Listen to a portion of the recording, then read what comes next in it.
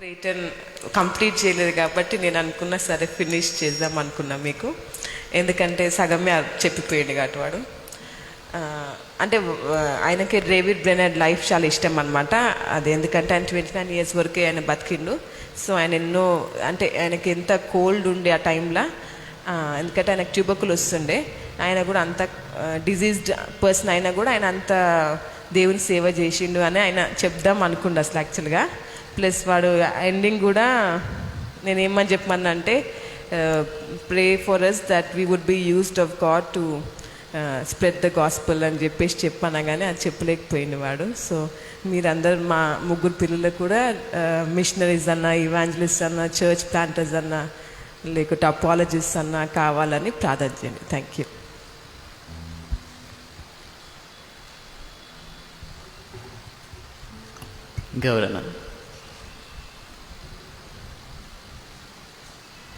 ఇంకెవరైనా సాక్ష్యం పంచుకోవాలంటే సమయం ఇవ్వబడుతుంది. దేవుని కొందనాలు. మరి లాస్ట్ వీక్లో అంటే ఒక ఫ్యామిలీ మన చర్చ్కి సిస్టర్ వస్తున్నారు. సో కృష్ణవేణి అని తను ఇంటికి పిలిచినారు. లాస్ట్ వెనస్డే కొంతమంది బ్రదర్స్ వెళ్ళినాము. సో దేవుడు మంచి సమయం ఇచ్చినాడు. అక్కడ సురేష్ అనే అబ్బాయికి వాళ్ళ సన్, సో తనకు గాస్పుల్ చెప్పడం జరిగింది. సో వారితో పాటు మరి ఎవ్రీ వెనస్డే మన కొంతమంది బ్రదర్స్ని వారికి ఒక అంటే ఎవ్రీ వెనస్డే వారికి టీచింగ్ చేసేటట్టు మరి ఇంకా వేరే దేవుని యొక్క వాక్యంను వారికి నేర్పించే విధంగా మరి ప్రతి వెనస్డే వారి ఇంటికి వెళ్ళడానికే మరి ప్లాన్ చేసినాము. కాబట్టి మనకు ఒక ద్వారం తెరవబడింది. అంటే వారి గృహంలో మరి ఒక రక్షణ సువార్తను ప్రకటించుటకు మరి ఆ సిస్టర్ కూడా మరి తనకు కొన్ని డౌట్స్ ఉండేది. కాబట్టి అవన్నీ కూడా క్లారిటీ కొరకు ప్రార్థన చేయండి. రక్షణ విషయంలో మరి సురేష్ అనే అబ్బాయి కొరకు ప్రార్థనలో జ్ఞానం పెట్టుకోండి. మరి ఇంకా మనం సువార్త ప్రకటించడంలో మరి అందరికీ కూడా వ్యక్తిగతంగా మరి సువార్తను ప్రకటించే వారమై ఉన్నాం కాబట్టి ఎవరికైతే సువార్త ప్రకటించినామో మరి వారి కొరకు కూడా ప్రార్థన చేయండి. మరి ఇంకోటి మన బ్రదర్ బర్నబాస్ కూడా నాకు చెప్పినాడు ఏంటంటే ఒక అబ్బాయికి అంటే మల్లికార్జున్, ఓకేనా, మల్లికార్జున్ మలాకి, ఓకే.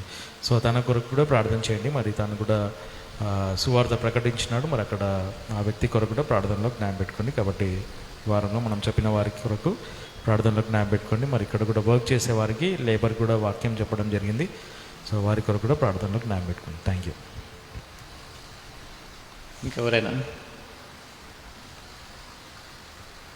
ఇంకెవరైనా చెప్పాలంటే ఈ పాట తర్వాత చెప్పచ్చు. పాట కూడా చాయిస్ ఉంది.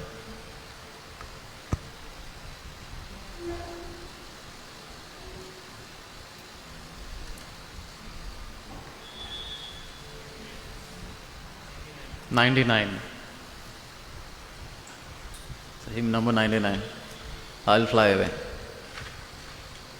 99వ పాట పాడుకుందాం.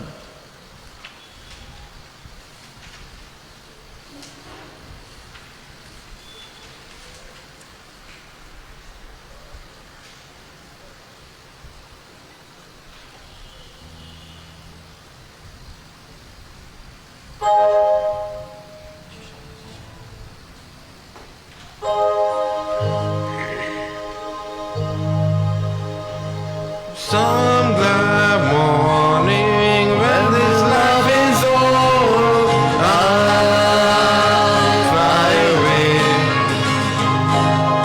to a home just celestial shore. I'll fly away.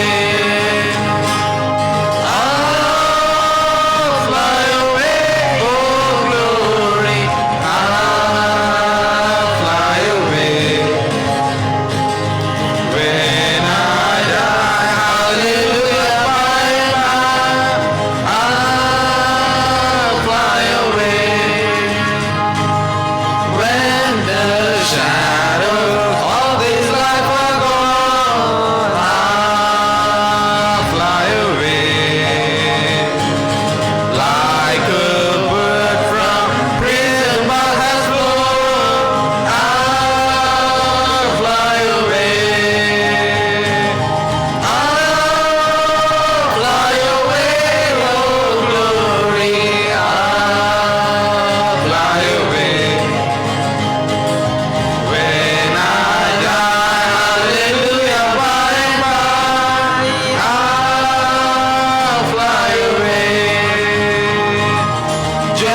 of you more weary days and then I'll fly away to a land where joy will never end. I'll fly away. I'll fly away, oh glory. I'll fly away. When I die, hallelujah, by and by, I'll fly away. Last choice 260 260వ పాట.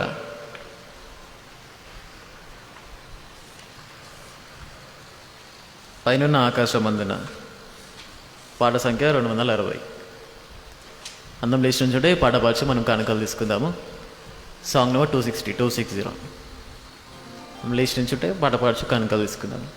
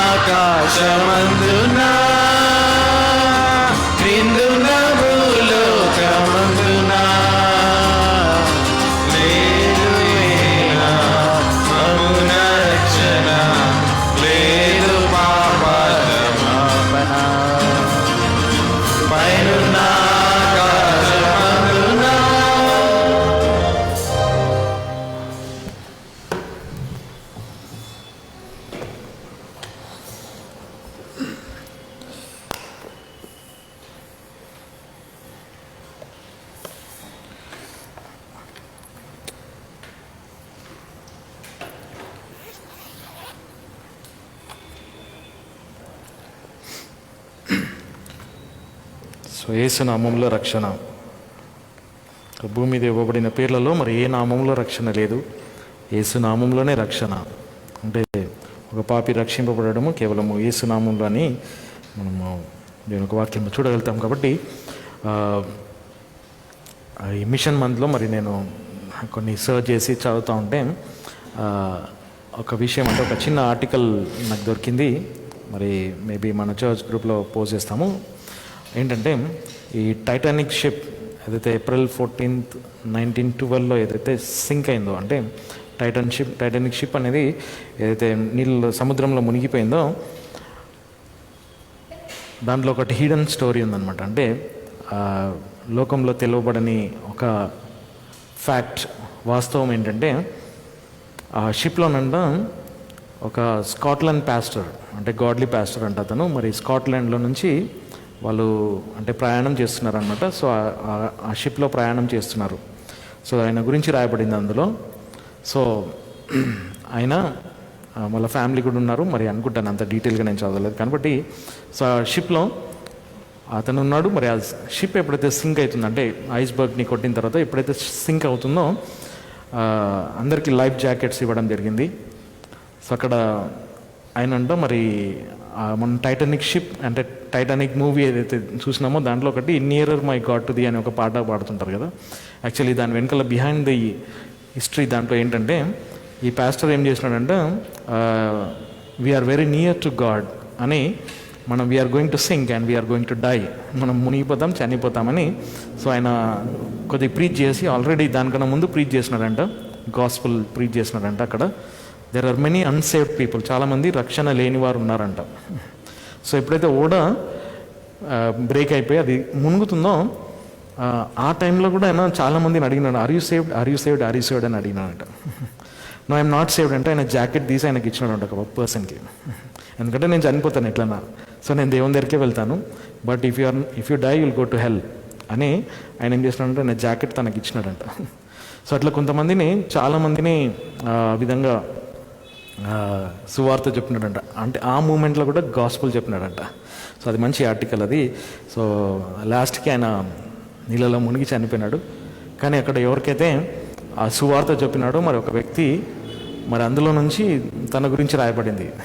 So అతను రక్షింపబడినాడంట, తర్వాత రక్షింపబడి మరి దేవుని తెలుసుకున్నాడంట. So ఆ విధంగా మరి Titanic ship వెనకాల ఉండే ఒక హిడెన్ స్టోరీ అనమాట. ఓకే, సో మేబీ దాన్ని మనం ఇంకా డీటెయిల్గా, నేను అంత డీటెయిల్ చెప్పలేదు కానీ మంచి ఆర్టికల్ అది. ఓకే, సో గాస్పుల్ మినిస్ట్రీ లోపల, అంటే డైయింగ్ మూమెంట్ లోపల, అంటే వాళ్ళు చనిపోయే సమయంలో కూడా ఆయన సువార్త ప్రకటించినాడంట. వారికి సువార్తను ప్రకటించి మరి తనకున్న లైఫ్ జాకెట్ని వేరే వాళ్ళకి ఇచ్చేసినాడంట.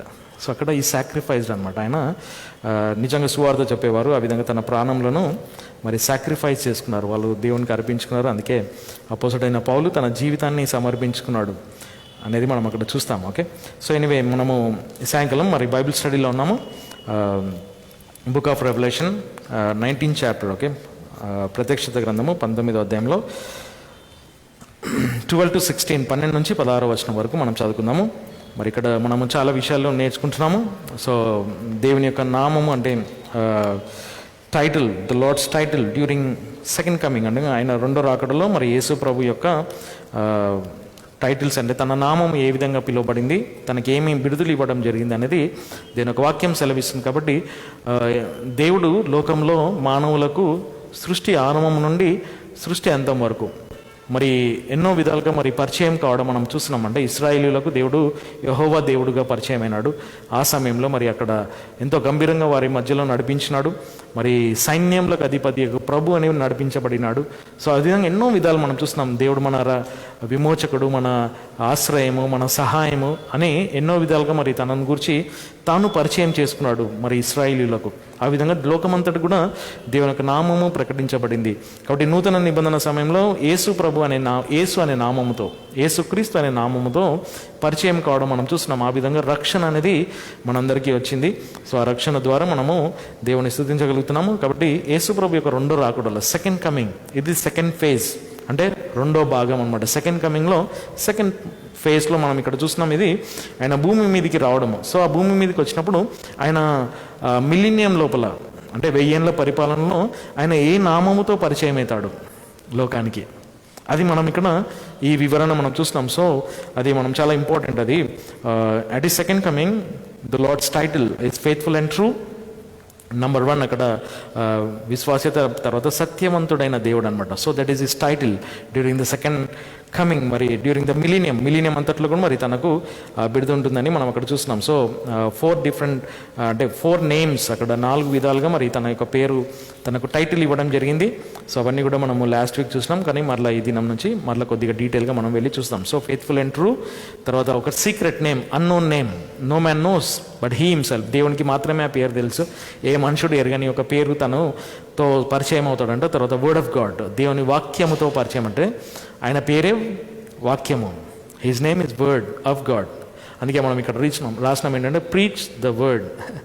సో వర్డ్ అనే మాట మనం గమనిస్తే కన్నా 2 మాటలు గమనిస్తాం. అంటే ఈ literal book form word and then Jesus is word. Yesu క్రీస్తే వాక్యం అనమాట. సో అది ఈవెన్ న్యూ టెస్ట్మెంట్ లోపల ఈ వర్డ్ అనేది వాక్యం అనే దాంతో మరి ఆయన నామం అది, that is his name, word of God, that is his name. So ఆ నామంతో ఆయన పరిచయం కావడం అనేది అండ్ నేను చూసినాం. తర్వాత 4th కింగ్ ఆఫ్ కింగ్స్, రాజులకు రాజుగా పరిచయం అవుతాడు అనమాట. So king of Kings, sovereign God అనమాట. అంటే థియోక్రసీ అంటాం, అంటే ఆయన స్వయము పరిపాలన కలిగినవాడు, స్వయము శక్తి కలిగినవాడు.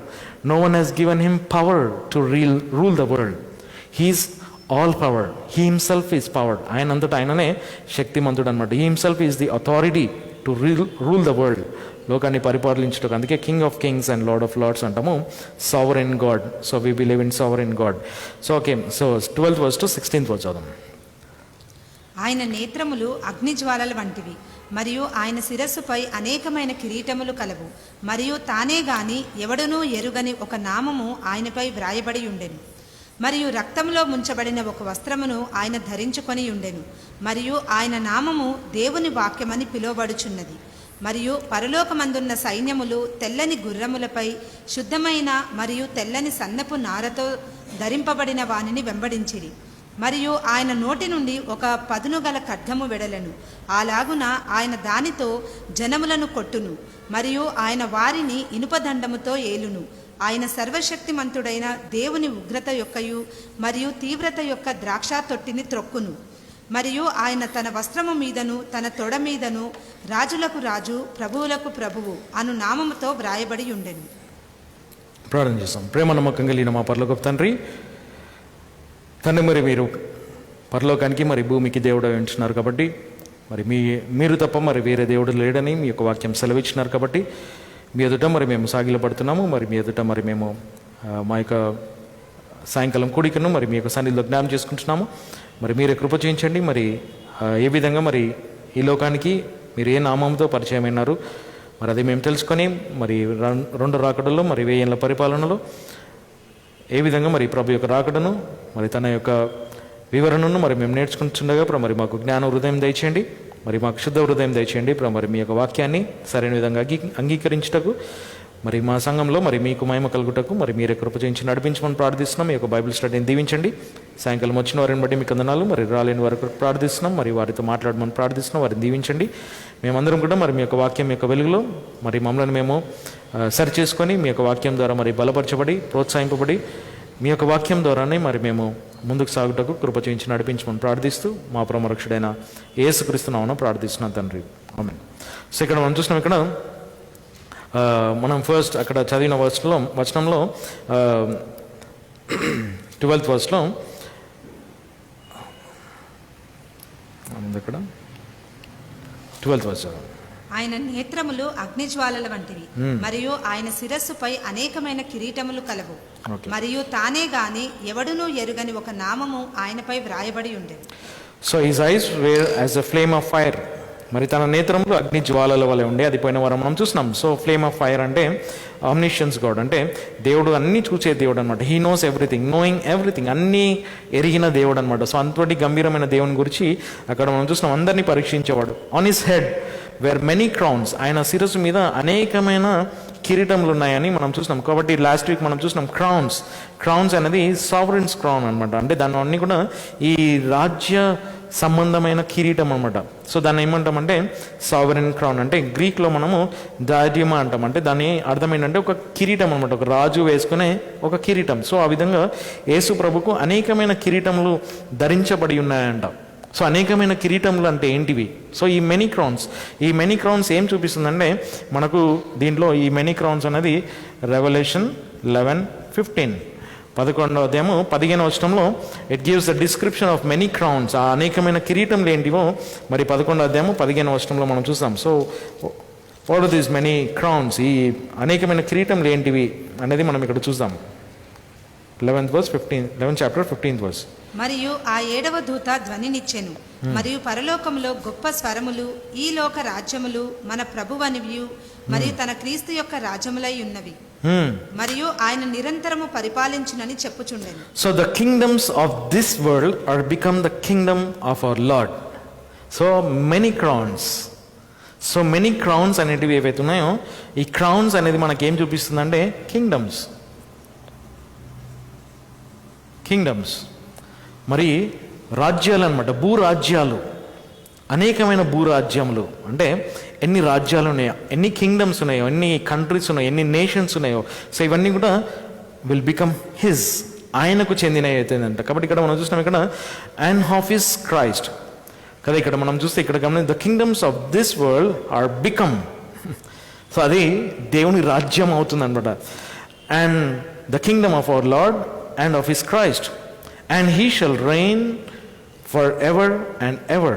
ఆయన నిరంతరము పరిపాలన చేశాడు. సో సావరెన్ అంటే సావరెనిటీ అంటే లేకుంటే పరిపాలన అనమాట, రాజ్యము పరిపాలన చేస్తాడు. సో మన దేవుడు ఈజ్ అవర్ సావరెన్ గాడ్, అంటే రాజ్య పరిపాలన చేసే దేవుడు అనమాట. మన దేవుడు భూమిని పరిపాలించేవాడు, అంటే మనుషుల మీద పరిపాలన చేసేవాడు. కాబట్టి యేసు ప్రభు మనకు మన జీవితంలో ఆయన ప్రభుగా ఉన్నాడు, రాజుగా ఉన్నాడు. ఈ దినం కూడా మనకు ఆయన రాజు, ఈ దినం కూడా ఆయన మన ప్రభు, మన మాస్టర్ అనమాట. సో ఆయన మన మీద పరిపాలన చేస్తున్నాడు అనేది మనం ఇక్కడ చూస్తున్నాం. కాబట్టి సావరెన్స్ క్రౌన్ అనమాట, అంటే పరిపాలన ఏదైతే జరుగుతుందో దాని గురించి. ఎందుకంటే హీ హ్యాస్ ఆల్ పవర్, ఆయనకు సర్వశక్తి ఉంది. అందుకే యేసు ప్రభు చెప్పినాడు మత్తయి సువార్త 28వ అధ్యాయము 18వ వచనంలో కదా, మనకు తెలిసిన వచనం ఇది, Matthew's gospel 28th chapter 18th verse. All power, సర్వ అధికారం లేకుంటే సర్వశక్తి మరి ఆయనకు చెందింది అనేది మనం ఇక్కడ చూస్తున్నాం. 28:18. మరియు యేసు వచ్చి వారితో ఇట్లనెను, పరలోకమందును మరియు భూమి యందు సర్వశక్తి నాకు ఇవ్వబడి ఉన్నది.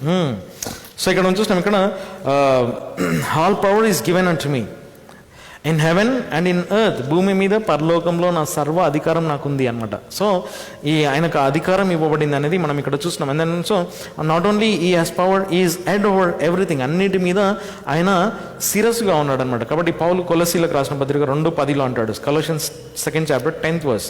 కొలసీలకు రాసిన పత్రిక 2వ అధ్యాయము 10వ వచనము, కొలసియన్స్ 2:10. కొలసీలకు రాసిన పత్రిక 2వ అధ్యాయము 10వ వచనము. మరియు సమస్త ఆధిపత్యమునకును మరియు శక్తికి శిరస్సు అయి ఉన్నవాని యందు మీరు సంపూర్ణులై ఉన్నారు. సో ఇక్కడ మనం చూసినాం 2:10, అండ్ ఈ ఆర్ కంప్లీట్ ఇన్ హిమ్, మీరు ఆయన యందు సంపూర్తి అయి ఉన్నారు. ఎందుకంటే which is the head of all principality and power. So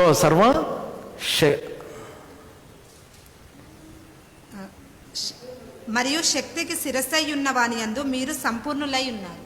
పైన ఇంకా కొద్ది ముందు నుంచి, మరియు సమస్త ఆధిపత్యమునకు తర్వాత మరియు శక్తికి కదా, ప్రిన్సిపాలిటీ అండ్ పవర్కి ఆయన అధిపతి అయి ఉన్నాడు అనమాట. He is the head over principality and power, అన్నిటి మీద ఆయన ఆధిపత్యం కలిగినాడు. ఈజ్ ఓవర్ ఎవ్రీథింగ్ అనమాట, అన్నిటికంటే మించిన దేవుడు అనమాట. అందుకే మన దేవుడు ఉన్నతమైన దేవుడు అని మనం ఇక్కడ చూస్తున్నాం. సో అది చాలా గంభీరమైన దేవుడు, మరి అందుకే ఆయనకు ఆ టైటిల్ ఇవ్వడం జరిగిందనమాట. సో ఫిలిపియన్స్ 2:9 మనం ఇప్పుడు లాస్ట్లో పాడిన పాట, మరి ఫిలిపి 2:9 2:9లో మరి లాస్ట్ పాట ఏదైతే మనం పాడినామో 2:9లో, wherefore God also hath highly exalted him and given him a name, ఆయనకు ఒక పేరు ఇవ్వడం జరిగిందంట, which is above every name, అన్ని నామముల కంటే యేసు అనే నామమును మరి ఇవ్వబడం జరిగిందంట. 2:9. కాబట్టి దేవుడు కూడా ఆయనను ఉన్నతముగా హెచ్చించి ప్రతి నామము కంటే పైగా ఆయనకు ఒక నామమును అనుగ్రహించెను. సో యేసు ప్రభు రెండో రాకడలో అనేకమైన కిరీటంలో వస్తాడంట, ఒక రాజుగా వస్తాడంట. కానీ యేసు ప్రభు మొదటిసారి వచ్చినప్పుడు ఇదే కిరీటం సంగతి మనం ఒకవేళ చూస్తే యేసు ప్రభుకు ముండ్ల కిరీటం పెట్టినారు. ఎవరు పెట్టినారు? మనుషులు పెట్టినారు కదా. ఆయన హేళన చేసినారన్నమాట. ఆ ముండ్ల కిరీటం తనకు పెట్టి హేళన చేసినారు. యూదుల రాజు అని తన ముందర మోకాలుండి వెక్కిరించినారన్నమాట. దే మాక్డ్ హిమ్ కదా. అక్కడ మాట మనం చూస్తే ఆయనను వెక్కిరించినారంట ఆ ముండ్ల కిరీటం పెట్టి. సో తనకు ఆ వస్త్రం ధరించి మరి తనను ముండ్ల కిరీటం పెట్టి తనను వెక్కిరించినారంట. కానీ యేసు ప్రభు రెండో రాకడలో అనేకమైన కిరీటంలో తోస్తాడంట. అంటే భూరాజ్యాలన్నీ ఆయన అయిపోతాయి అనమాట. సో ఆయన ఏ విధంగా దాన్ని భూరాజ్యాలన్నీ తీసుకుంటాడు అనేది మనం ఇక్కడ చూస్తున్నాం. కాబట్టి ఇప్పుడు దేవుడు ఈ సమయంలో కూడా ఆయన చేయగలుగుతాడు. కానీ ఆయన సమయం ఏంటంటే ఆ రెండో రాకడలు వచ్చినప్పుడు అది చేయగలుగుతాడు అనేది మనం ఇక్కడ చూస్తున్నాం. సో యేసు ప్రభు మరి ఆ విధంగా మరి రెండోసారి భూమి మీదకి రానయించున్నాడు అనేది మనం ఇక్కడ చూస్తున్నాం. So that is many crowns, అనేకమైన కిరీటములు అంటే ఆల్ ద కింగ్డమ్స్. క్రౌన్స్ అంటే అన్ని రాజ్యాలు అనమాట. అన్ని రాజ్యాలు ఆయన అయిపోయినాయి అనమాట. All the kingdoms have become his Kingdom. ఆయన రాజ్యంగా అయిపోయింది అనమాట. సో ఇవన్నీ భూరాజ్యాలన్నీ ఆయన అయిపోయినాయి. సో ప్రతి భూరాజ్యం ఏదైతుందో రాజులు, అధికారులు వీళ్ళందరూ కూడా ఆయన క్రిందికి అయిపోయినారన్నమాట. అందుకే ఆయన రాజులకు రాజు, king of kings, lord of lords, ప్రభులకు ప్రభుగా ఆయన రానై ఉంటున్నాడు అనేది మనం ఇక్కడ చూస్తున్నాం. కాబట్టి సో అది యేసు ప్రభు మరి తన యొక్క డిస్క్రిప్షన్లో, వివరణలో మనం చూసినాం. అక్కడ ఇంకొక డిస్క్రిప్షన్ మనం లాస్ట్ టైం చూసినాం. Description, title and activity. మరి ఆయన యొక్క వివరణ, తనకు ఇవ్వబడిన ఒక గుర్తింపు, తనకు పేరు ఏదైతే ఇవ్వడం జరిగిందో, తను చేసే క్రియ అంటే ఏం చేస్తాడు, తను రెండో రాకడలో యేసు ప్రభు భూమి మీదకి వచ్చి ఏం చేస్తాడు, మరి ఏ యేసు అయితే పైకి వెళ్ళినాడో అదే యేసు ప్రభు భూమి మీదకి వస్తాడు. మరి ఆయన ఏ విధంగా మరి 1000 ఏళ్ల పరిపాలన అప్పుడుండే సమయంలో మనుషులకు ఏ విధంగా పరిచయం అవుతాడు, దేంతో మరి మనుషులు యేసు ప్రభువుని చూస్తారనేది ఇక్కడ మనం చూస్తున్నాం. చాలా గంభీరమైన లేఖన భాగం. దీంట్లో ఇక్కడ మనం ఇంకొక పాయింట్, మనము ఒక పాయింట్ని మనము చూసుకుందాం. ఎక్కడంటే నెక్స్ట్ వర్స్లో మనము 14th వర్స్కి వెళ్ళినప్పుడు అక్కడ మనం చూస్తాం. కానీ దానికి ముందు మనం 13th వర్స్ చూస్తాం. సో 14th వర్స్లో మనం ఏం చూస్తామంటే చాలామంది పోస్ట్ ట్రిప్ అంటే మనం ప్రీ ట్రిప్ నమ్ముతాం, అంటే శ్రమకాలానికి ముందు సంఘం ఎత్తబడుతుంది అని నమ్ముతాం. కొంతమంది పోస్ట్ ట్రిప్ అంటే శ్రమకాలం తర్వాత సంఘం ఎత్తబడుతుంది, ర్యాప్చర్ అనేది జరుగుతుంది అని చాలామంది చెప్తుంటారు. కాబట్టి ఇక్కడ మనం చూసినాం, ఇక్కడ పోస్ట్ ట్రిప్ కాదు ఇది, అంటే అక్కడ సంఘం ఎత్తబడలేదు అనేది మనం దాంట్లో కూడా ఒక వివరణ చూసుకుందాం. కాబట్టి అది రాంగ్ థియరీ అని మనం ఇక్కడ చూద్దాం. కానీ ఇక్కడ మనం 13th వర్స్కి వెళ్దాం. ఓకే, తనకు అనేకమైన కిరీటంలు ఇవ్వబడింది అంట. And he had name written, తనకు ఒక పేరు రాయబడింది. That no man knew but he himself, ఎవరు కూడా ఆ పేరు తెలియదు, కానీ ఆయనకు మాత్రమే తెలుసు. హీ నోస్ హిజ్ నేమ్, ఆయనకి ఇవ్వబడిన సో సీక్రెట్ నేమ్, ఆయనకుండే ఒక సీక్రెట్ నేమ్ ఉంది. సో అది ఏ మనుషుడు కూడా తెలియదు. సో ఎలా ఉంటుంది ఆ secret name, I don't know that, ఎట్లుంటుందో కదా. అందుకే మనం లాస్ట్ టైం గుర్తు చేసినాం, ఆ ఏథెన్స్లో ఉన్నప్పుడు మరి పౌలు వెళ్ళి మరి అక్కడ అన్ని విగ్రహాలు ఉన్నాయి, అన్నీ ఉన్నాయి, దానిలో ఒకటి మధ్యలో ఒకటి డిస్క్రిప్షన్ రాయడం జరిగింది, అన్నోన్ గాడ్, తెలియని దేవుడు. సో ఆ తెలియని దేవుడు ఎవరంటే దాని మీదనే పౌలు వర్తమానం చెప్పినాడు అనమాట. ఏథెన్స్లో ఉన్న వారికి మరి సువార్తను చెప్పినాడు. ఆ తెలియని దేవుడు ఎవరు అంటే సృష్టికర్త అని చెప్పినాడు అనమాట. కాబట్టి మనిషి ఏదైతే తెలియదు అనుకున్న దేవుడు ఎవరైతున్నారో ఆ ఒక్క దేవుడు అనమాట. ఆ నిజమైన దేవుడు ఒకే దేవుడు. సో ఆ ఒకే దేవుని యొక్క నామంలోనే మనకు మరి రక్షణ అనేది ఉంది అనేది మనం ఇక్కడ చూస్తున్నాం. కాబట్టి అది మాత్రమే నాకు తెలుసు. అండ్ దెన్ 13th వర్స్లో and he was clothe with vesture dipped in blood, మరైనా ఒక వస్త్రము తను ధరించబడి ఉన్నాడంట. అండ్ ఈ వాస్ క్లోత్, తను వస్త్రం ధరించబడి ఉన్నాడు, అది రక్తంలో ముంచబడిన వస్త్రం అంటారు. కాబట్టి ఇక్కడ అది పాయింట్ ఏంటంటే ఇక్కడ ఆయన ల్యామ్ లాగా రావడం లేదు, అంటే ఒక గొర్రె పిల్లలాగా రావడం లేదు కదా. గొర్రె పిల్లలాగా ఏంటంటే తన వస్త్రం అంతకడ తను మరి రక్తముతో మరి మన పాపముల కొరకు రక్తం చిందించినాడు కదా. యెషయా గ్రంథం 53వ అధ్యాయంలో మనం చూస్తాం, మొదటి 6-10 వచనాల దాకా మనం చూస్తాం, ఆయన మన కొరకు వధింపబడినాడు, మన కొరకు రక్తం చిందించినాడు అనేది అవన్నీ కూడా మనం చూస్తాం. ఆ రక్తం గురించి మాట్లాడడం లేదు. This the blood of conquest అంటారు. అంటే కాన్క్వెస్ట్ అంటే యుద్ధ భూమిలో మరి యుద్ధం చేస్తున్నప్పుడు సాధారణంగా అది ఆ యుద్ధంలో వెళ్ళిన వారికి తెలుస్తుంది అనమాట. యుద్ధంలో వెళ్ళిన వారు మరి ఆ పోట్లాటలు చేస్తున్నప్పుడు కదా, ఈ దినాలలో మరి డైరెక్ట్ బాంబు వేస్తారు, అది అసలు ఎక్కడ కనబడదు. కానీ అక్కడ ఆ దినాలలో మరి వార్ చేయాలి అంటే, యుద్ధం చేయాలంటే ఖడ్గంతో యుద్ధం చేయాలి. సో ఎప్పుడైతే ఈ యుద్ధం చేస్తున్నప్పుడు ఒక వ్యక్తిని ఖడ్గంతో కొడతారో తన రక్తం తన మీద చిందుతుంది అనమాట. ఒక వ్యక్తిని హతం చేస్తున్నప్పుడు ఆ రక్తం తన మీద చిందుతుంది అనమాట. కాబట్టి ఇక్కడ మనం చూస్తున్నాం, యేసు ప్రభు ఎప్పుడైతే భూమి మీదకి వస్తున్నాడో తన రక్తము, తన వస్త్రము రక్తంలో ముంచబడిన వస్త్రం, అంటే అది ఏం చూపిస్తుందంటే బ్యాటిల్ అనమాట, ఒక వార్. ఆ ఆ ఎటువంటి వార్ అంటే ఆ వస్త్రము తనకు రక్తంలో ముంచబడింది అనమాట. అంటే this is the blood of conquest అంటారు. అంటే అది యుద్ధ వాతావరణం అనమాట. దాని గురించి మనం ఇక్కడ చూసాం. So that is his description. So మనము లాస్ట్ టైం 4 డిస్క్రిప్షన్స్ మనం చూసినాం. This is the 4th one. He was clothe with a vesture dipped in blood. మరి రక్తంలో ముంచబడిన తన వస్త్రం జరిగిందంట. సో ఆ వస్త్రం మళ్ళీ ఒకసారి చదువుకుందాము. మరియు రక్తంలో ముంచబడిన ఒక వస్త్రమును ఆయన ధరించుకొని ఉండెను. సో అది ఆయన డిస్క్రిప్షన్ అనమాట. ఆయన ఎలా ఉన్నాడు అంటే ఒక వస్త్రములో ఒక రక్తంలో ముంచబడిన ఒక వస్త్రము ధరించబడినట్టు ఉండేనంట. తను ఆ విధంగా ఉన్నాడంట. సో అందుకే యెషయా దాని గురించి చెప్తాడు. యెషయా 63వ అధ్యాయము, book of Isaiah 63rd chapter. So this is the prophecy. ఇది ఒక ప్రవచనం అనమాట. ఏం ప్రవచనము? It speaks about the battle in ఈ సెకండ్ కమింగ్ లోపల ఆయన వచ్చే యుద్ధం సంగతి మాట్లాడుతున్నమాట. This speaks about the Armageddon war. Armageddon అన్న యుద్ధంలో దేవుడు ఏ విధంగా మరి భూమి మీదకి వస్తాడు, మరి ఏ విధంగా మరి ఆయన ఉగ్రుడిగా వస్తున్నాడు అనేది మనం ఇక్కడ చూస్తాం. So 63rd chapter first 6 verses, మొదటి 6 వచనాలు చదువుకున్నాం. బోస్రాను నుండి రంగు వేయబడిన వస్త్రములతో ఎదోము నుండి వచ్చుచున్న ఇతడెవడు? తన దుస్తులలో వైభవము గలవాడై తన అధికమైన బలము యందు ప్రయాణము చేయుచున్న ఇతడెవడు? ఇక్కడ ఒక ప్రశ్న మనం చూస్తున్నాం. 2 questions ఇక్కడ. Who is this that cometh from Edom with dyed garments from Bozrah? Okay, తర్వాత ఇక్కడ this that is glorious in his apparel. మరి ఆయన ఎంతలా ఉన్నాడంటే వైభవంగా కనబడుతున్నాడు. ఎవరు ఇతను అని అంటున్నాడు. Travelling in the greatness of his strength. తన యొక్క బలమైన శక్తితో మరి తను ప్రయాణం చేస్తున్నాడంట. ఒక ప్రశ్న ఎవరు ఇది అనేది.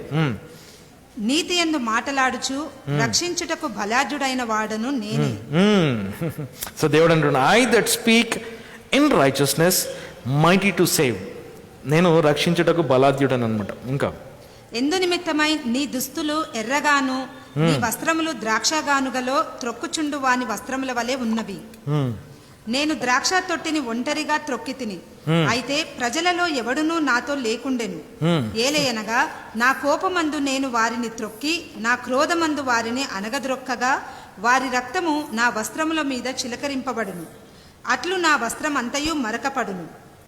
ఏలయనగా పగ తీర్చుకొను దినము నా హృదయమందున్నది, మరియు నా వలన విమోచించబడిన వారి సంవత్సరము వచ్చియున్నది.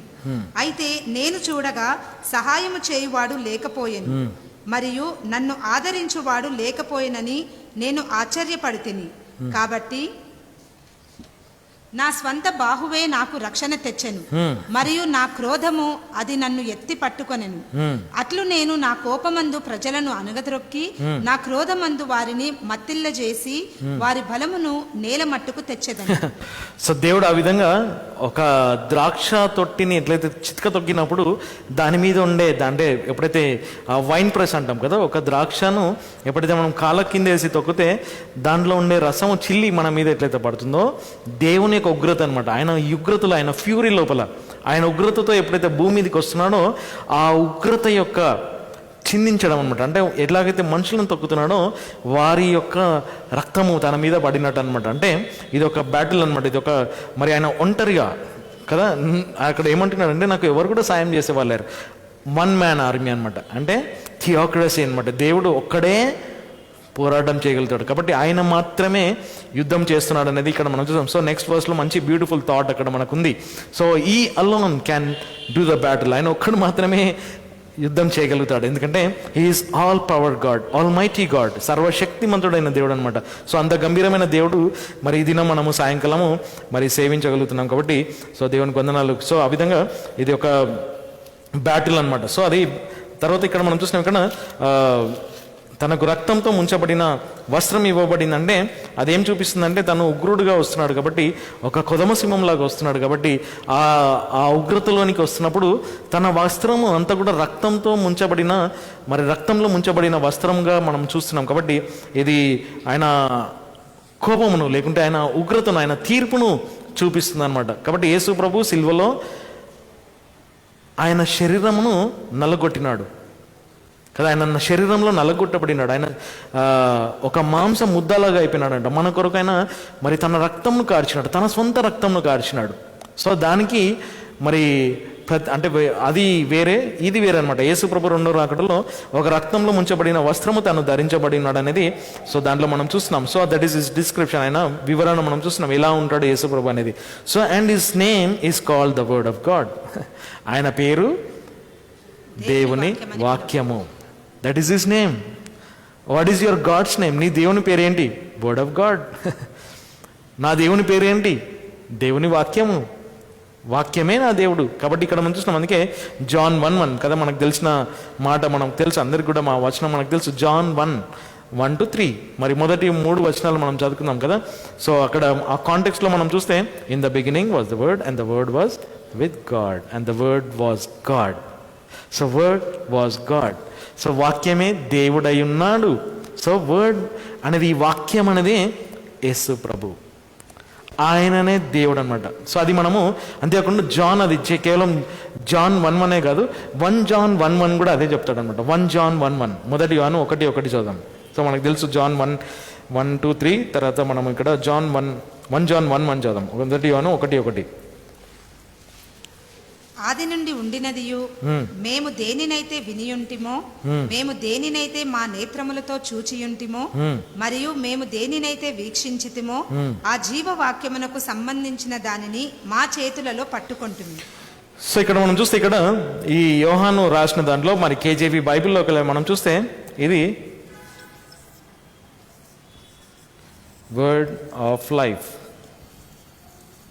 ఈ డబ్ల్యూ, క్యాపిటల్ ఎల్ డబ్ల్యూ కనబడుతుంది, పెద్ద అక్షరంతో ఉండే డబ్ల్యూ కనబడుతుంది అనమాట, WORD. సో ఇది ఈ వర్డ్ అనేది యేసు ప్రభు అనమాట. అందుకే ఇక్కడ మనం చూస్తాం, ఇక్కడ that which was from the beginning, ఆరంభము నుండి ఉన్నాడు. Our lord is from the beginning కదా. ఉదయకాలం నేను జ్ఞాపం చేసినాడు, he was not born, he came down. ఆయన క్రిందికి వచ్చినాడు కానీ ఆయన పుట్టలేదు. సో పుట్టడం అనేది ప్రాముఖ్యమైన విషయం కాదు. పుట్టలేదని నేను అంటలేను. అంటే యేసు ప్రభు భూమి మీద పుట్టలేదు అనేది నేను అనడం లేదు. పుట్టినాడు కానీ ఒక కన్యకకు పుట్టినాడు. So that is our statement of faith. మన విశ్వాసం యొక్క ఒప్పుదల ఏంటి? So we believe in virgin birth. మరి కన్యకకు జన్మించడం అనేది వాక్యంలో ఉంది. కాబట్టి he was from the beginning, ఆయన ఆరంభము నుండి ఉన్నాడు అనమాట. So which we have heard, which we have seen with our eyes, which we have looked upon, and our hands have handled. So ఇక్కడ చాలా పాయింట్స్ అక్కడ జాన్ చెప్తాడు అనమాట, చాలా వివరంగా చెప్పినాడు. మరి పేతురు కూడా దీని విషయం రాస్తాడు. సో ఏమంటాడంటే, వీ హర్డ్, నంబర్ 1 మేము విన్నాము, వీ హర్డ్ దట్ వర్డ్, ఆ వాక్యంను మేము విన్నాము. అంటే యేసు ప్రభు మాట్లాడిన మాట అనమాట. అంటే యేసు ప్రభుని మేము విన్నాము. తర్వాత వీ హ్యావ్ సీన్ కదా, ఇక్కడ మనం చూసినాం, we have scene with our eyes, దానిని మేము చూచినాము. సో అంటే వాక్యమును చూసినాము అంటే యేసు ప్రభుని చూసినారనమాట. తర్వాత వాక్యంను చూసినాం, which we have looked upon, దాన్ని నేను వీక్షించినాము. And our hands have handled, మేము దానిని తాకినాం అనమాట. Of the word of life, జీవ వాక్యము. వాక్యమే యేసు ప్రభు కదా, వర్డ్ అనేది యేసు ప్రభు అనమాట. సో యేసు ప్రభు లోపలనే మనకు జీవం అనేది ఉంది అనేది మనం చూస్తాం. అందుకే యేసు ప్రభు అన్నాడు, నేనే జీవము, I am the life, word of life, నేనే జీవము. సో యేసు ప్రభువే జీవం అన్నమాట. జీసస్ క్రైస్ట్ ఈజ్ గాడ్, యేసు క్రీస్తు దేవుడు. సో ఇక్కడ మనం చూస్తున్నాం, యేసు ప్రభు దేవుడు.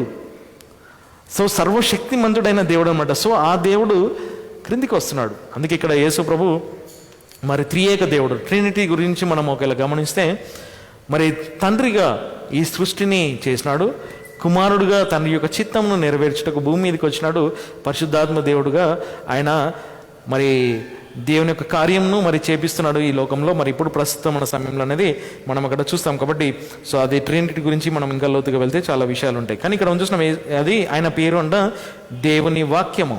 His name is word of God. So who is word of God? Jesus Christ is word of God. So what is your God's name? My God's name is word of God. So నా దేవుని పేరు దేవుని వాక్యం. So his name is word. ఆయన మాటనే, ఆయన పేరే వాక్యం అనమాట.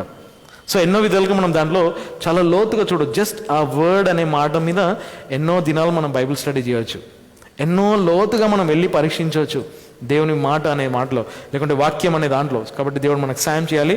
సో అవన్నీ మనము డీటెయిల్గా వెళ్ళి చూడలేము. కాబట్టి ఇంకా మనం నెక్స్ట్ దానికి వెళ్దాము. సో ఆయన name and his name is called the word of God, the word of God. ఆయన దేవుని వాక్యమై ఉన్నాడు. సో ఆయనకు ఆ పేరు ఇవ్వడం జరిగిందన్నమాట. సో మన దేవునికి, యేసు ప్రభుకు జీవవాక్యం అనే పేరు ఉంటుందంట. సో ఇప్పుడు కూడా మనకు ఈ దినం కూడా అదే పేరుతో మనకు పరిచయం అయినాడు కదా. అందుకే John 1:1 ఉంది, 1 John 1:1 ఉంది. సో దీని 2 వచనాల్లో మనకు ఆ వర్డ్ ఆఫ్ గాడ్, వాక్యం అనేది మనకు పరిచయం అయింది. సో అందుకే మనము John's gospel 1st chapter 14th verse చదువు, 14వ వచనం చదవం. John 1:14.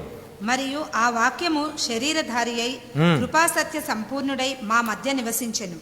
మరియు మేము ఆయన మహిమను తండ్రి యొక్క జనితైకుని మహిమ వలె వీక్షించితిమి. సో ఇక్కడ మనం చూస్తున్నాం John 1:14లో అక్కడ మనం గమనిస్తే అండ్ ద వర్డ్, మళ్ళీ ఇక్కడ మనం చూస్తే ఇక్కడ క్యాపిటల్ W ఉంది మనకు అక్కడ. సో అది మనం గమనిస్తే and the word was made flesh. So ఆ వాక్యము శరీరధారి అయిందంట. సో ఇప్పుడు మనం ఏం అర్థం చేసుకుందాం, వాక్యం అంటే ఏంటి అంటే ఈ లిఖితపూర్వకమైన పుస్తకమా లేకుంటే యేసు ప్రభువా? యేసు ప్రభు అనమాట. ఆయననే వాక్యం అనమాట. కాబట్టి ఇక్కడ and the word was made flesh, ఆ వాక్యము శరీరధారి అయినాడు అనమాట. అండ్ డ్వెల్ట్ అమాంగ్ us, మన మధ్యలో నివసించాను.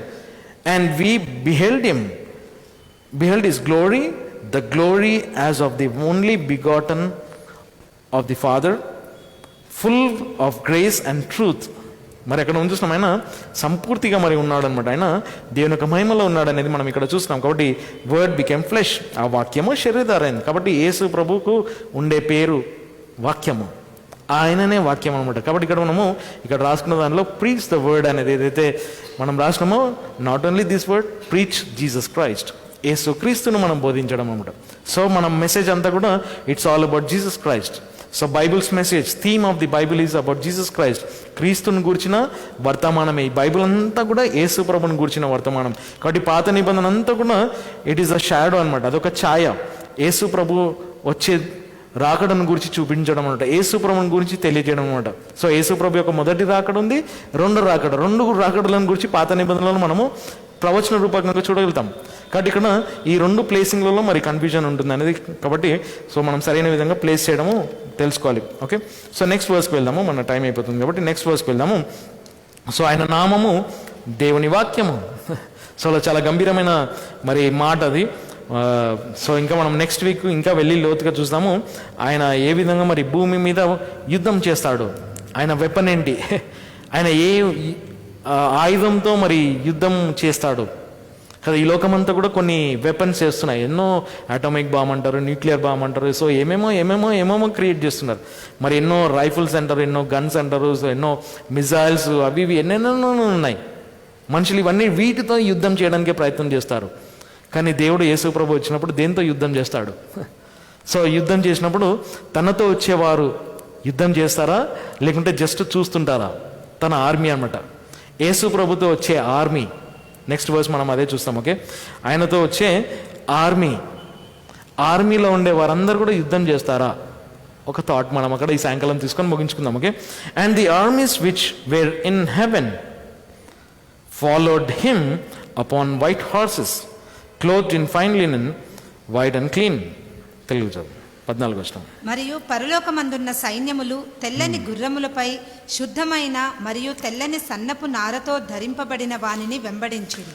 సో ఇక్కడ మనం చూస్తున్నాం the armies which are in heaven, పరలోకంలో ఉండే సైన్యము.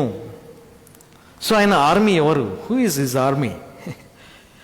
ఎవరు? ఇక్కడ మనం చూస్తే ఇక్కడ మరి 2 మనం ఇక్కడ చూస్తాం. సో దే ఫాలోడ్ హిమ్, తనను వెంబడించినారంట. ఆ సైన్యము ప్రభుని వెంబడించిన అనమాట.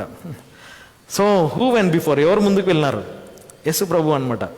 ఆయన ముందుకు వస్తున్నాడు, తన వెనకాల ఆర్మీ ఫాలో అవుతుంది అనమాట. సో ఇక్కడ మనకి ఇక్కడ పోస్ట్ ట్రిప్ అనే థియరీ ఏదైతే ఉందో, అంటే సంఘము శ్రమకాలం తర్వాత ఎత్తబడుతుంది అనే ఒక థియరీ ఏదైతుందో, యేసు ప్రభు 2వ రాకడలో భూమి మీదకి వస్తున్నప్పుడు ఇక్కడ ఎవరు కూడా పైకి ఎత్తబడలేదు. యేసు ప్రభుతో తన సైన్యం క్రిందికి వస్తున్నారంట. సో ఆ సైన్యం ఎవరు అనేది మనం ఇక్కడ 2 విధాలుగా మనం చూసుకుందాము. సో నంబర్ 1 బిలీవర్స్, అంటే విశ్వాసులు, ఆయన ఆర్మీ అనమాట, నంబర్ 1. అండ్ నంబర్ 2 ఏంజల్స్, దూతలు, ఆయన సైన్యం అనమాట. సో ఇక్కడ రెండు విధాలుగా మనము చూద్దాం. And then Jude 14 and 15.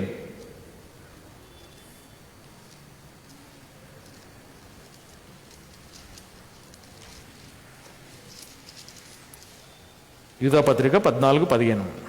మరియు ఆదాము నుండి 7వ వాడైన హానోకు కూడా వీరిని గూర్చి ప్రవచించుచు, ఇదిగో ప్రభువు తన 10,000 పరిశుద్ధులతో. ఎవరిని గూర్చి ప్రవచించినాడంట? ఎవరిని గురించి ప్రవచించినాడు? ప్రభుతో వచ్చేవారు. అంటే చూద్దాం అక్కడ, అందరి మీద తీర్పు వహించుటకును మరియు వారు దైవహీనముగా చేసిన తమ సమస్తమైన దైవహీన క్రియలను గూర్చి వారి మధ్యనున్న దైవహీనులందరినీ ఒప్పించుటకును మరియు దైవహీనులైన పాపులు ఆయనకు వ్యతిరేకముగా మాట్లాడిన వారి సమస్త కఠినమైన సంభాషణలను వినిపించుటకై వచ్చుచున్నాడని చెప్పాను.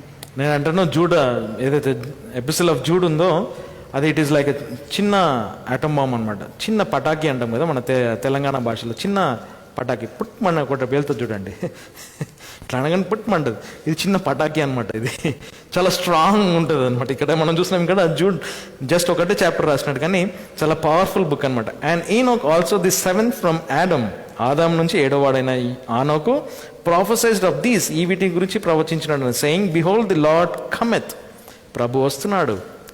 ఏ రాకడ? రెండో రాకడ. రెండో రాకడలో ఫస్ట్ ఫేజా సెకండ్ ఫేజ్? ఆగి సెకండ్ ఫేజ్. రెండో రాకడలో సెకండ్ ఫేజ్ అనమాట. మొదటి రాకడలో అంటే రెండో రాకడలో ఫస్ట్ ఫేజ్లో పరిశుద్ధులు ఎత్తబడినారు. సెకండ్ ఫేజ్లో పరిశుద్ధులతో వస్తున్నాడు అనమాట. సో సెకండ్ కమింగ్ కంప్లీట్, అది సెకండ్ కమింగ్ అంటాం. సెకండ్ కమింగ్కి 2 phases మనం ఆల్రెడీ చూసినాం. సో ఇక్కడ behold the lord cometh with 10,000s of his saints, 10,000 మంది యొక్క పరిశుద్ధులతో వస్తున్నాడంట. To execute judgement upon all, అందరి మీద తీర్పు తీర్చుటకు.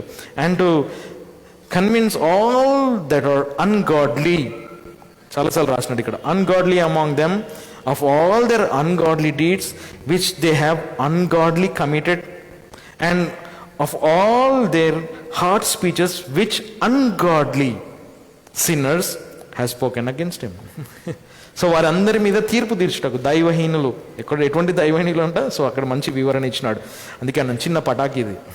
సో అదే చాలా స్ట్రాంగ్గా మాట్లాడనమాట. అన్గాడ్లీ పీపుల్ మీద టు ఎగ్జిక్యూట్ జడ్జ్మెంట్, తన తీర్పును చేయటకు వస్తున్నాడు అనేది మనం ఇక్కడ చూసాం. And then Matthew's gospel 25th chapter 31, 25వ అధ్యాయము 31వ వచనము.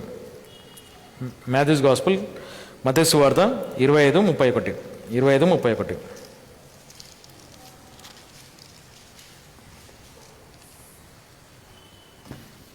మరియు ఆయన ఎదుట జనములన్నీయు కూర్చబడును. మరియు ఆయన ఒక కాపరి మేకల నుండి తన గొర్రెలను వేరుపరిచినట్లుగా ఆయన ఒకని నుండి ఒకనిని విభజించును. మరియు ఆయన గొర్రెలను తన కుడి హస్తమున మరియు మేకలను ఎడమ వైపున నిలవబెట్టును. 31, 25వ అధ్యాయము 31. మనుష్య కుమారుడు ఎప్పుడైతే ఆయన మహిమలో తన పరిశుద్ధ దూతలందరితో వచ్చునో అప్పుడు ఆయన తన మహిమ సింహాసనముపై కూర్చుండును. ఓకే, ఇది సెకండ్ కమింగ్, ఇది ఫస్ట్ ఫేజ్, ఇది సెకండ్ ఫేజ్. అంటే రెండో రాకడ, ఇదంతా కూడా రెండో రాకడనే. సో రెండో రాకడలో మనము 2 parts మనం ఇక్కడ చూస్తున్నాం. సో ఫస్ట్ ఫేజ్ ఇప్పుడు ఇక్కడ మనం చదివినది ఇక్కడ జూడ్ 14-15 ఏదైతే ఉందో ఇక్కడ వర్తిస్తుంది అనమాట. Jude 14 and 15. ఇంకోటి ఏం చదివినాం ఇప్పుడు? మాథ్యూ 25:31 ఇక్కడ వస్తుందన్నమాట. అంటే ఆయన భూమి మీదకి వచ్చే సమయం అనమాట. ఆయన దూతలతో క్రిందికి వస్తాడంట. 31వ వచనంలో మనం అదే చదివినాం కదా. when the son of man shall come in his glory, ఆయన మహిమలో వచ్చినప్పుడు, and all the holy angels with him, మరి ఆయనతో మరి దూతలందరూ కూడా వస్తారు. దట్ ఈస్ హిస్ ఆర్మీ, ఆయన సైన్యం అన్నమాట, పరిశుద్ధులు దూతలు. సో వీళ్ళందరూ వస్తున్నారు, కానీ వీళ్ళందరూ యుద్ధం చేయరు. ఆర్మీ లాగా వస్తున్నారు అంతే, ఒక సైన్యం లాగా వస్తున్నారు. సైన్యంలకు అధిపతియకు ప్రభు అనమాట. సో సైన్యంకు అధిపతి అనమాట, హోస్ట్ అనేది మనం ఇక్కడ ఆ హోస్ట్కి గాడ్ అనమాట, దేవుడు. ఆయన ప్రభుగా ఉంటున్నాడు కాబట్టి ఆయన వస్తున్నాడు. ఆయన వచ్చినప్పుడు వీళ్ళందరూ జస్ట్ ఆ యుద్ధం చూస్తారు అంతే. ఆర్మీ, కానీ వీళ్ళు ఫైట్ చేయరు. బైబిల్లో వీళ్ళందరూ ఫైట్ చేస్తారని ఎక్కడ కూడా లేదు. తన ఆర్మీ ఫైట్ చేస్తారని ఎక్కడ కూడా లేదు. Only lord will battle. Yesu ప్రభుయే యుద్ధం చేస్తాడంట. With only his one weapon, ఒకటే వెపన్తో యుద్ధం చేస్తాడు. ఏంటి ఆ వెపన్? ఉదయకాలం మనం 46 సామ్లో మనం చదివినాం. When he uttered his voice the earth melted. ఆయన స్వరము ఏమంటాం అది ఉచ్చరించినప్పుడు భూమి ఒక మైనములాగా కరిగిపోయిందంట. జస్ట్ అటర్డ్ హిస్ వాయిస్, ఆయన స్వరము వినిపించడంతో. కాబట్టి దేవుని స్వరము ప్రియులారా మనం చాలా గంభీరంగా తలంచాలి. హిజ్ వర్డ్, ఆయన వాక్యమైన స్వరము. ఈ దినం దేవుడు మనతో చాలా మెల్లగా మాట్లాడుతున్నాడు. ఉగ్రుడిగా మాట్లాడితే భూమి లయమైపోతుందంట, కన్జ్యూమ్ అయిపోతుందంట. సో అది మనం చూస్తున్నాం. అది యేసు ప్రభు సెకండ్ పేజ్లో. ఓకే, రెండో రాకడలో సెకండ్ పేజ్ అనమాట. సో ఫస్ట్ పేజ్ మనం ఇక్కడ జస్ట్ ఒక 2 వర్సెస్ మనం చూసుకొని ముగించుకుందాము. ఆయన పరిశుద్ధులతో క్రిందికి వస్తాడు. ఓకే, అది సెకండ్ ఫేజ్ అనమాట. That is complete. ఇదంతా కూడా సెకండ్ కమింగ్ అంటాం. ర్యాప్చర్ నుంచి భూమి మీదకి వచ్చేది ఇదంతా సెకండ్ కమింగే. ఓకే, సెకండ్ కమింగ్లో ఫస్ట్ ఒక ఫేజ్ అనమాట. ఒకటి జరిగటం ఏంది? సంఘం ఎత్తబడడం. ఇక్కడ సంఘం ఎత్తబడలేదు, ఇక్కడ పరిశుద్ధులు క్రిందికి వచ్చినారు. కాబట్టి ఇప్పుడు మనం ఇది ఇక్కడికి 7 years అనమాట. 7 years ట్రిబులేషన్ పీరియడ్. ర్యాప్చర్ జరగడంతో 7 years ట్రిబులేషన్ అవుతుంది. End of the tribulation period Yesu ప్రభు క్రిందికి వస్తాడు. ఇక్కడ పరిశుద్ధులు ఎక్కడ కూడా ఎత్తబడలేదు, పరిశుద్ధులు ఇక్కడ క్రిందికి వచ్చినారు. కానీ ఇక్కడ పరిశుద్ధులు ఎత్తబడినారు, అంటే సంఘం ఎత్తబడింది ఇక్కడ. కాబట్టి ఇది ర్యాప్చర్ అనమాట. ఇక్కడ ర్యాప్చర్ లేదు. కాబట్టి ఇది ప్రీ ట్రిబ్. ఇది ఒక థియరీ ఏంటంటే పోస్ట్ ట్రిబ్. ఇంకో థియరీ ఉంది mid trib. Mid tribulation. Trib అంటే tribulation. Pre trib, mid trib and post trib అంటే మధ్యలో 3.5 years తర్వాత సంఘం ఎత్తబడుతుంది. సో ఈ థియరీని మనము ఇది కూడా రాంగ్ అని ప్రూవ్ చేసినాము మన బైబిల్ స్టడీలో. ఇది కూడా రాంగ్. కాబట్టి ఇది ఒకటే ప్రీ ట్రిబ్ ఒకటే కరెక్ట్. ఎందుకంటే ప్రీ ట్రిబ్ అనేది మరి వాస్తవంగా దేవుని యొక్క వాక్యం ద్వారా పరీక్షించి చూస్తే, లిటరల్గా పరీక్షించి చూస్తే ప్రీ ట్రిబ్బే కరెక్ట్ అనమాట. సో పోస్ట్ ట్రిబ్లో పరిశుద్ధులు ఎత్తబడలేదు, పరిశుద్ధులతో ప్రభు క్రిందికి వచ్చినాడు. అంటే ఆఫ్టర్ ట్రిబులేషన్ పీరియడ్, శ్రమకాలం తర్వాత యేసు ప్రభు క్రిందికి వచ్చినాడు. సో ఇక్కడ మనం దీని గురించి రెండింటికి ఒక వివరణ మనం చూసుకుందాము. 1 Thessalonians 4:13-16 మనకు తెలిసి ఇది. 1 Thessalonians 4:13-16, 1 Corinthians 15:51-54 కదా. ఇవి 2 వచనాలు ఒకేలా మనం గమనిస్తే యేసు ప్రభు ఇక్కడ కూడా వస్తున్నాడు. అంటే ఇక్కడ కూడా పౌలు ఏం చెప్పినాడంటే ఆర్భాటముతో, ఒక గొప్ప శబ్దంతో, ప్రధాన దూత యొక్క శబ్దముతో, ఒక బూరతో యేసు ప్రభు వస్తున్నాడు అని ఉంది. వస్తున్నాడు, యేసు ప్రభు వస్తున్నాడు అంటే దీని అంతా కూడా సెకండ్ కమింగ్ అంటాం. ఇదంతా కూడా రెండో రాకడ అనమాట. ఆయన ప్రధాన దూత శబ్దంతో వస్తున్నాడు అంటే మొదటి తెస్సలోనికలో మనం ఆల్రెడీ అక్కడ మనం చూస్తే 4:13-16లో the lord himself make a shout. ఆయననే స్వయంగా ఒక గట్టి స్వరంతో వస్తాడనమాట. ఆయన స్వరం అనమాట. ఆయన స్వరం వినిపించినాడు. ఆ స్వరం వినిపించినప్పుడు ఏమైంది?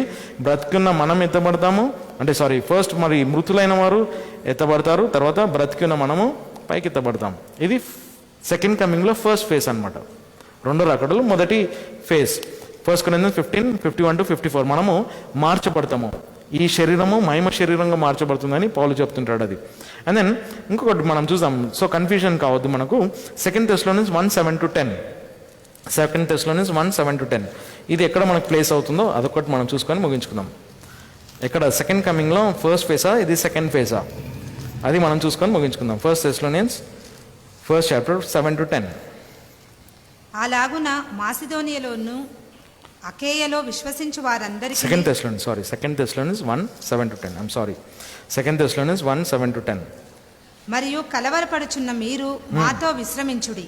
ప్రభువైన యేసు తన బలమైన దూతలతో పరలోకము నుండి ప్రత్యక్షపరచబడినప్పుడు దేవుని ఎరుగని వారి మీదను మరియు మన ప్రభువైన యేసుక్రీస్తు సువార్తకు విధేయులు కాని వారి మీద అగ్నిజ్వాలలతో పగ తీర్చుకొనును. వారు ప్రభువు సన్నిధి నుండి మరియు ఆయన శక్తి యొక్క మహిమ నుండి నిరంతరపు వినాశనముతో శిక్షించబడుదురు. ఆ దినమున ఆయన తన పరిశుద్ధులలో మహిమపరచబడును మరియు విశ్వసించు వారందరి యందు మీ మధ్య మా సాక్ష్యము విశ్వసింపబడినందున ప్రశంసించబడును. ఓకే, సో ఇక్కడ మనం చదివిన లేఖన భాగము ఎక్కడ ఫిట్ అవుతుంది? ఇక్కడ second phase. Okay, 2 Thessalonians 1 7 to 10 ఏదైతే లేఖన భాగం ఉందో ఇది సెకండ్ ఫేజ్లో ఫిట్ అవుతుంది. సో ఇక్కడ మనం ఇంకొక థాట్, ఓకే, మీకు బైబిల్ స్టడీ చేయడానికి ఇది ఒక థాట్ అనమాట. ఫస్ట్ థెస్సలోనియన్స్ ఏదైతే పౌలు రాసినాడో ఈ స్పీక్స్ అబౌట్ ర్యాప్చర్, ప్రీ ట్రిబ్ అనమాట. సంఘము ఆయన రెండో రాకడని గురించి వివరించినాడు అనమాట. తెస్సలోనిక సంఘస్థులు మీరు ఎందుకు అంత కలవబడుతున్నారు కదా, మనము ప్రభునందు నిద్రించిన వారు లేస్తారు, కలవరపడొద్దని ఆయన రెండో రాకడలు మనం లేస్తామని చెప్పినాడు. సో ఇదంతా కూడా ఫస్ట్ ఫేజ్, ఫస్ట్ థెస్సలోనియన్స్. ఒకవేళ మీరు ఇంటికి వెళ్ళి పరిశోధించి చూస్తే ఫస్ట్ థెస్సలోనియన్స్ అంతా కూడా ఫస్ట్ ఫేజ్, కూడా రెండో రాకడని గురించి మాట్లాడాడు అనమాట. పౌలు యేసు ప్రభు యొక్క రెండో రాకడని గురించి మాట్లాడినాడు, కానీ ఫస్ట్ థెస్సలోనియన్స్లో ఫస్ట్ ఫేజ్ గురించి మాట్లాడాడు, సెకండ్ థెస్సలోనియన్స్ సెకండ్ ఫేజ్ గురించి మాట్లాడినాడు.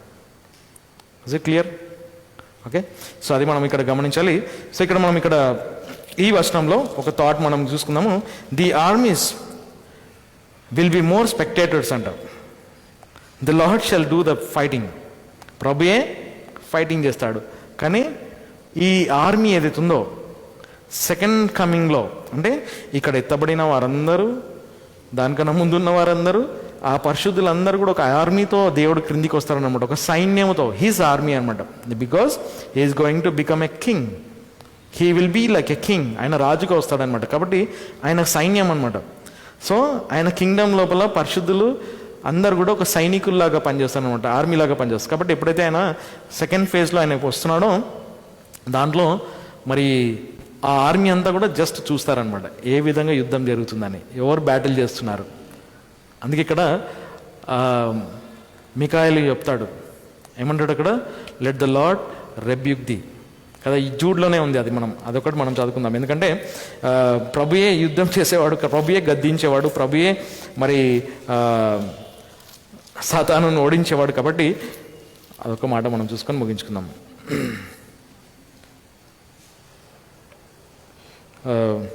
9th verse. అయినను ప్రధాన దూత అయిన మిఖాయేలు మోషే దేహమును గూర్చి వాదించుచు దయ్యముతో పోరాడుచుచున్నప్పుడు వానికి వ్యతిరేకముగా ఒక దూషణ నిందనైనను తెచ్చుటకు తెగించలేదు గాని ప్రభువే నిన్ను గద్దించునని చెప్పాను. సో ఇక్కడ మనం చూస్తున్నాం, ద లార్డ్ రెబ్యూక్ ది, ప్రభువే నిన్ను గద్దించును గాక. ఎవరంటున్నారు? మికాయేలు అంటున్నాడు. సో మికాయేలు సాతానుతో యుద్ధం చేయలేదు, ప్రభు యుద్ధం చేస్తాడు అనమాట. ఎట్లా యుద్ధం చేస్తాడు? ఈ సెకండ్ కమింగ్లో ఆయన భూమి మీదకి వచ్చినప్పుడు ఎట్లా వార్ చేస్తాడు, ఎటువంటి వెపన్తో వార్ చేస్తాడు అనేది మరి నెక్స్ట్ వీక్ మనం చూసాం. సో ది హోల్ ఆర్మీ, ఆయన ఆర్మీ అంతా కూడా పరలోకం నుండి క్రిందికి వస్తున్నారు అనమాట. చాలా లోతైన సత్యాలు ఉన్నాయి. సో పరలోకం నుండి క్రిందికి వచ్చిన వారు అనమాట, అంటే ఇక్కడ ఎత్తబడిన వారు క్రిందికి వచ్చేవారు అనమాట. సో క్రిందికి వచ్చేవారు ఆయనతో సైన్యముతో వస్తారనమాట, సైన్యములాగా వస్తారు. సో వారందరూ కూడా జస్ట్ చూస్తుంటారు ప్రభు ఎలా యుద్ధం చేస్తున్నాడు అనేది. సో ఆయన యుద్ధం ఎలా ఉంటుంది మరి వచ్చేవారు మనం చూసుకుందాము. ఇక్కడ దేవుడు మనకి సాయం చేయగా మన ప్రశ్నలు ఉంటే అడగచ్చు.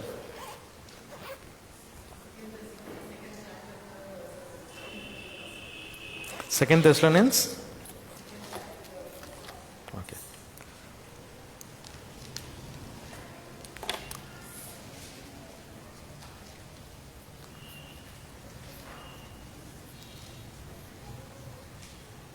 Second Thessalonians, 2nd chapter, 3rd verse.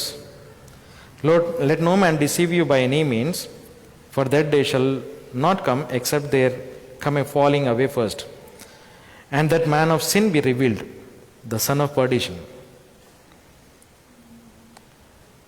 who opposeth and exalteth himself above all that is called God or that is worshipped. So ఇక్కడ క్రీస్తు విరోధి వచ్చేసినాడు అనమాట కదా, క్రీస్తు విరోధి సంగతి. సో అక్కడ మనం చూస్తున్నాం ఇక్కడ,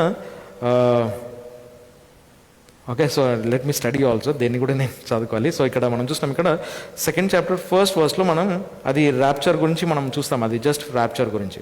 okay, now we beseech you brethren by the coming of Jesus Christ and by our gathering together unto him. ఆయనతో సమకూర్చబడడం అనమాట. అంటే ఎట్లా సమకూర్చబడతాము? ర్యాప్చర్. ఓకే, సో ర్యాప్చర్ గురించి ఉంది అక్కడ.